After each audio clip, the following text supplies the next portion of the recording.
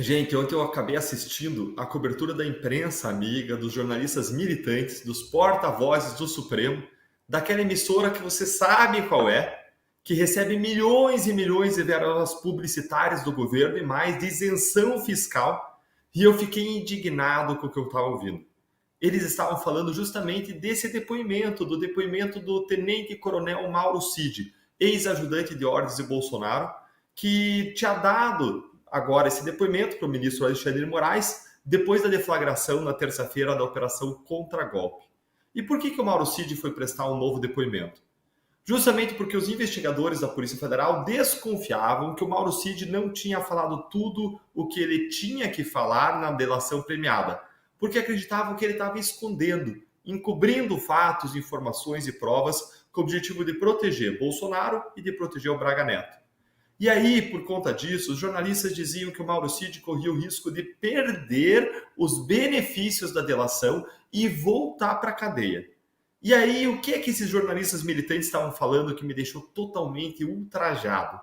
É simples, gente. Eles estavam falando sobre como o Mauro Cid estava sendo pressionado tanto pela Polícia Federal quanto pela Procuradoria-Geral da República e pelo ministro Alexandre de Moraes a falar o que os investigadores queriam. Ou seja, que Bolsonaro sabia e tinha autorizado o plano de assassinato de Lula, Alckmin e Moraes, que foi algo que Cid não falou na sua delação original.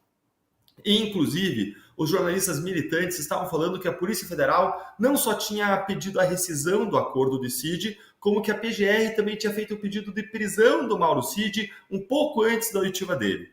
Disseram ainda que quando ele foi dormir e ele colocou a cabeça no travesseiro e se viu confrontado com a perda dos benefícios da delação, o que poderia fazer com que ele fosse expulso do exército, com que ele perdesse a aposentadoria e também com que ele voltasse para trás das grades. E aí, por isso, ele teria resolvido falar, teria resolvido contar tudo.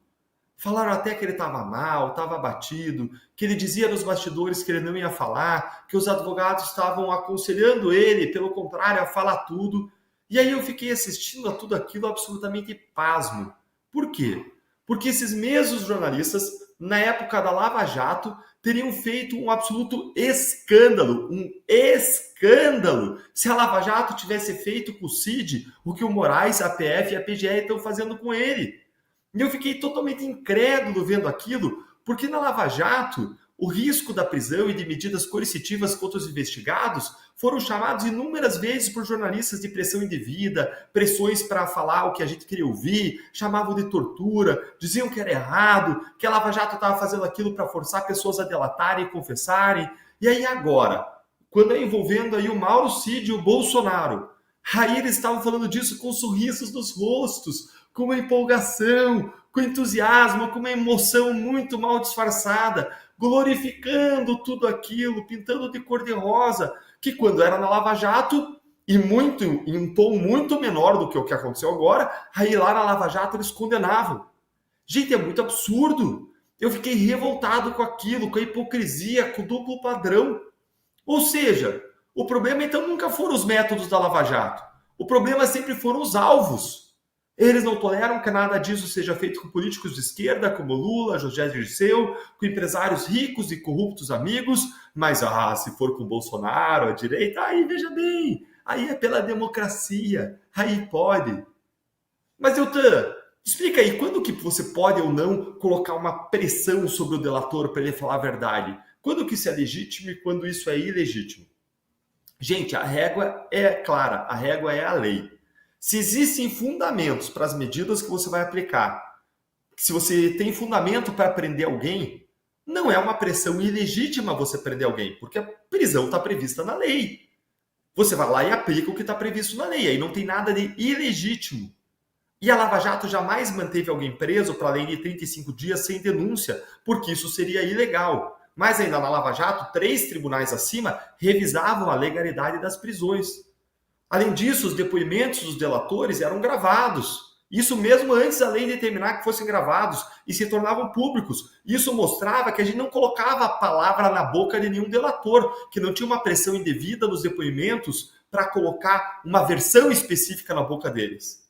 Já no STF é totalmente diferente. O Mauro Cid ele foi mantido preso por meses e meses e meses sem denúncia. Não tinha ninguém para quem recorrer para pedir a soltura.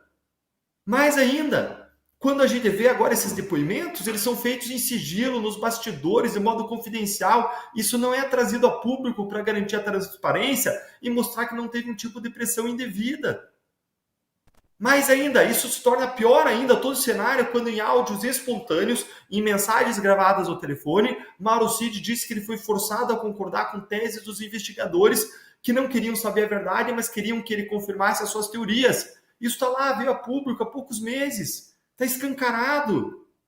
E aí, depois de tudo isso, vem a notícia não só de que a delação do Mauro Cid foi mantida, como de que todos os investigadores ficaram satisfeitos, sorridentes com as novas revelações do Mauro Cid nesse depoimento. Mas aí, agora que os próprios jornalistas militantes divulgaram o tamanho da pressão que foi colocada em cima do Mauro Cid para ele falar, esquecendo que quando era na Lava Jato eles condenavam, e sabendo que o Mauro Cid relatou pressões indevidas para ele faltar com a verdade, como é que a gente pode vir acreditar no que quer que seja que venha daí? Na verdade, o que a gente vai ficar na memória, o que a gente vai guardar mesmo, são aquelas outras palavras do Mauro Cid faladas em contexto espontâneo da outra vez que ele em seguida correu o risco de perder a sua delação. E o que ele falou? Eu separei aqui as palavras exatas. Ele falou o seguinte: eles já estão com a narrativa pronta. Eles não queriam saber a verdade. Eles queriam só que eu confirmasse a narrativa deles. É isso que eles queriam. Fecha aspas. E agora eu quero ouvir a sua opinião.